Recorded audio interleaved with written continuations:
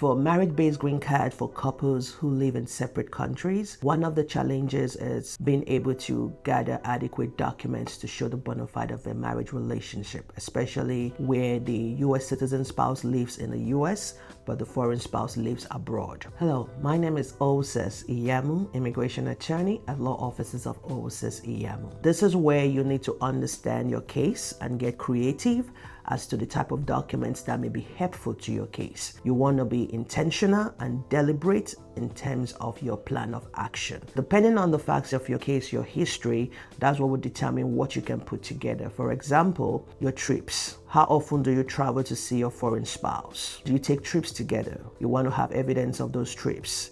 Now, when you do travel to see your foreign spouse, where do you stay? Do you stay in a hotel? Do you have the receipt of the hotel showing that both of you were actually guests who stayed at that hotel? Or did you both decide, due to the frequency of your trip, you want to get a nice apartment abroad where you guys can have your home? Every time you leave the US and go abroad to see your spouse, that's your second home. You're coming home. That's the home you both have together for now. Now, if that's the case, the lease, does it have both your names or does it have only your spouse's name? So this is where creativity in terms of your document is key. Your communications, you want to document those. Third-party affidavits from friends and families that know you both very well, you want to document those. Financial support, you want to document those. Now, whether or not you're able to get some of these documents for your case or not, again, it depends on the facts of your case.